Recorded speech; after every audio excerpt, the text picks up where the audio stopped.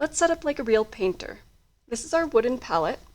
You're going to put your thumb through the hole and you're going to rest your palette along your forearm. Once it's there, it can move with you. You can easily grab it. You can hold supplies. Okay, first time we're opening these tubes, they just got shipped to us, so you're going to twist the cap off instead of flipping it up, just to let go of some of that pressure. And when we're putting the paints on our palette, we just want to talk about portion control, starting with just a little bit about the size of a pencil eraser. Today's pretest painting is so small, a tiny bit's going to go a long way. We'll work up to using more paint as our paintings get bigger. Every color needs to have its own space. You're going to lay out your colors in the same order as the color wheel, and it makes finding and mixing colors faster. Make sure that you leave room in the middle here for mixing colors, and a little space in between each color. So we have a few different palettes in your bag of supplies. We have a wooden palette, we have a divided well palette, we've got this plate, and the black plate also.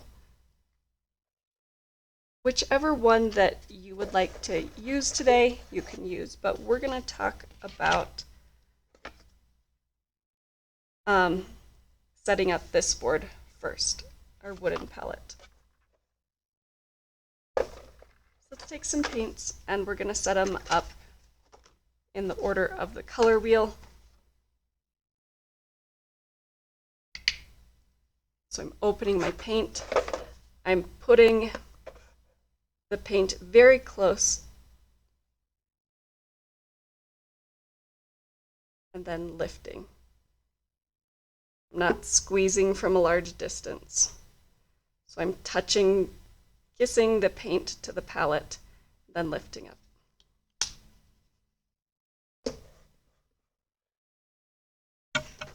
Right now I'm using our cool colors, but you can use whichever you'd like.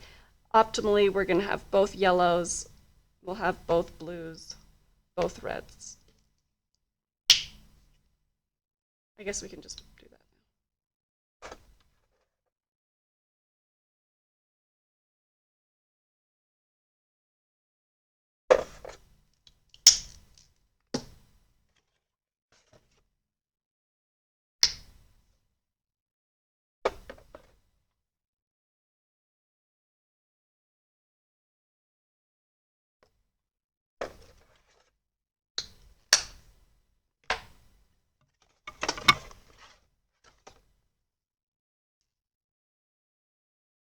loosening these first, the very first time I'm opening them.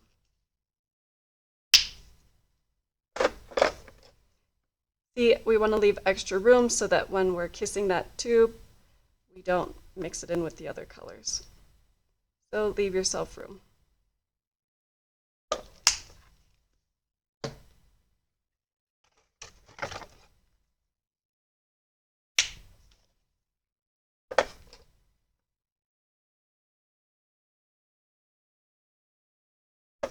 I also think it looks cute. They look like little Hershey Kisses.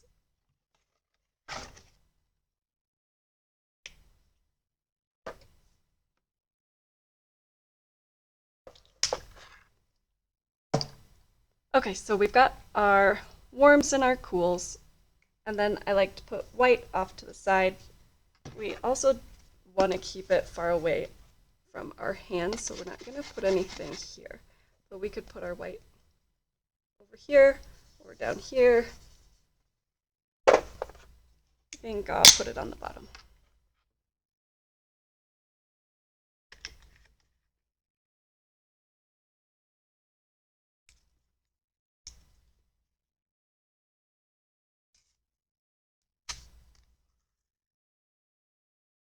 So that white exploded just a little bit. If your paint explodes and you get paint everywhere. That's why we have this dirty water cup. Just stick your hand right in there. Wash it off. We also have a nice sponge. We're going to keep that wet so we can clean with it.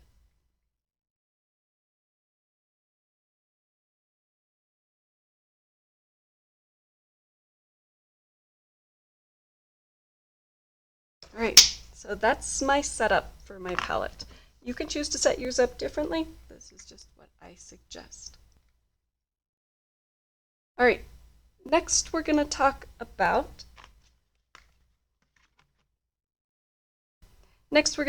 using the palette knife. Unlike a spatula, where if this was an egg, we lift it up, flip it, we're going to be using the back side. So we can practice taking a color, scraping it down. Now we've got a little paint on there. If we can't scrape that paint off, we can use our sponge over here.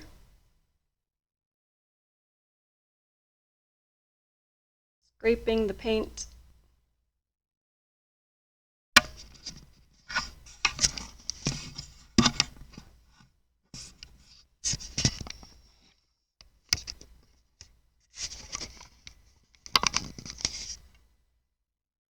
Okay, so scrape the paint.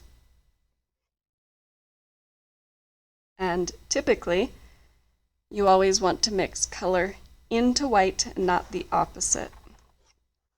White, I can pull this color into my white. Now, if you spread it out, then your paint is going to dry really fast. Instead, try and scrape that paint up and keep it in a small little pile.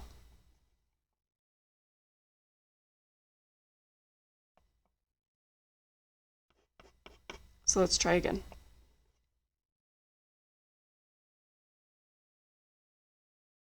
Take some paint.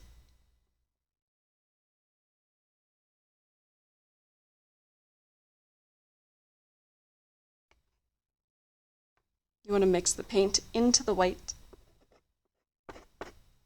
And you're going to try and fold it together. So you're pressing, lifting, press, lift, press, lift. Scrape it together. And then you're going to push flat your knife. Press, press, press hard. And see if you can get the paint off of your knife just by pressing. When we go to load up our brush, you're going to use a shovel type motion.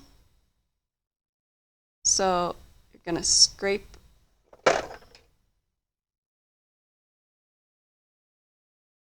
up the paint, kind of like a shovel.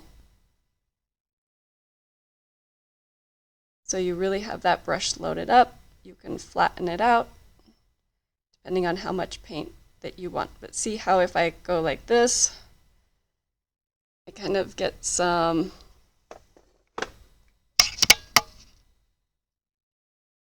ripples on the edge. Oh, sorry. There we go. So it might not load up exactly straight. See that little lump right there?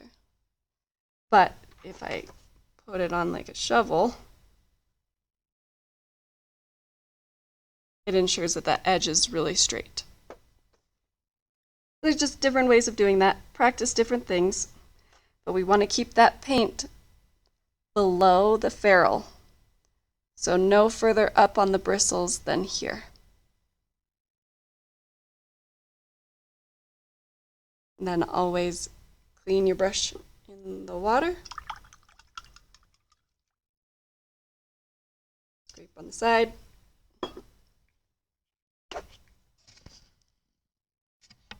Dry it off on your towel. All right, let's practice setting up our palette. using our palette knife to mix colors. And you're going to do the pretest, which is mixing colors and trying your best to paint the picture that I've given you.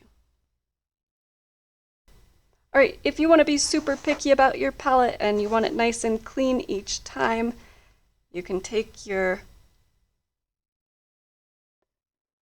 paint palette, scrape off that paint,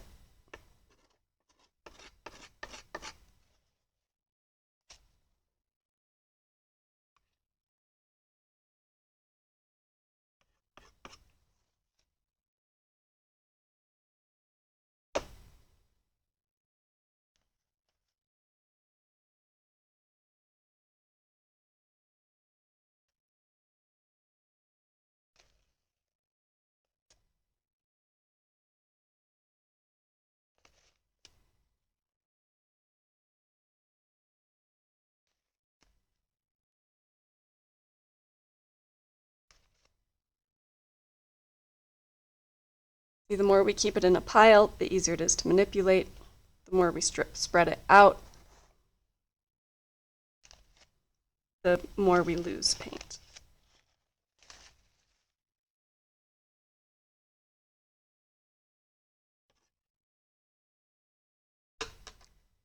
Easy peasy.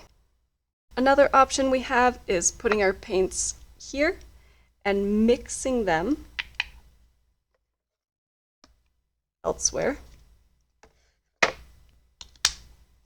So you could put your paints in here, your yellows, your reds, your blues, and you can transfer them somewhere else, whether it's on your board or one of these other palettes to mix them. You could even mix colors in individual palettes, especially if you're doing a wash and you need a little bit more water. So you can try that also, is scooping your paints out, moving them to a palette, practice blending, moving that paint around. I really like the plastic plates because you can spread the paint pretty far and press hard. You could put your hand behind it to give you some more leverage.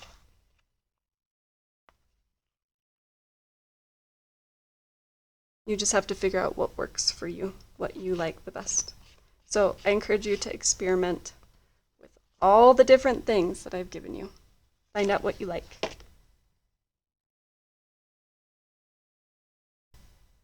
These are also really easy to clean.